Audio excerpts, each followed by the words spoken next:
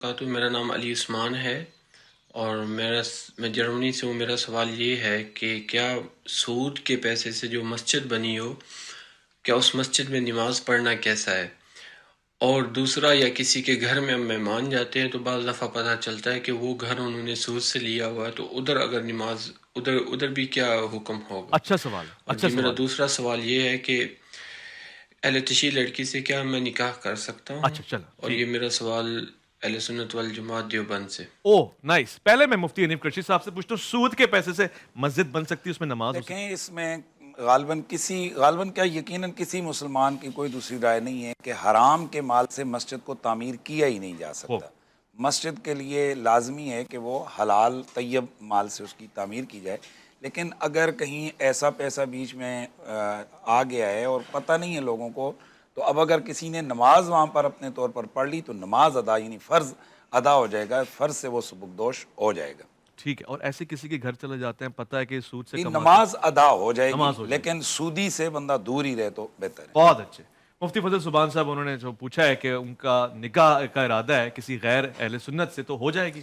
دیکھیں، بنیادی طور پہ جب آدمی کسی سے شادی کرتا ہے نا، تو اس میں ایک چیز تو یہ دیکھتا ہے کہ مال کے اعتبار سے، حسب کے اعتبار سے، دینداری کے اعتبار سے اور خوبصورتی کے اعتبار سے۔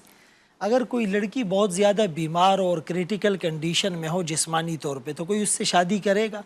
تو روحانی طور پر آپ کا جو اپنا عقیدہ ہے، آپ اس کے مطابق دیکھیں کہ وہ موحد ہو، اللہ کی توحید اور آقا کی رسالت، اہل بیت اطہار کی محبت، صحابہ کی عظمت، قرآن میں اس کے بارے میں تحریف کا عقیدہ نہ ہو، صحیح۔ بدع کا عقیدہ نہ ہو، یعنی جو احکامات ہمارے سامنے ہیں، اگر 100% آپ اس سے مطمئن ہیں تو نکاح کر سکتے ہیں۔ اس کو الگ سے ہم ناموں کے ساتھ جو ہے وہ امتیاز نہیں کر ٹھیک، سکتے، وہ علماء سے فتویٰ لے لیجیے۔ واضح، بہت اچھے۔ شریف صاحب، آپ بھی اس پہ رائے دیتے ہیں جو سوال پوچھا گیا دوسرے پہلو سے، کہ کیا آپ اس طرف سے کرنے پہ، سنی لڑکے لڑکی کے ساتھ شادی کرنے پہ کیا رائے ہے؟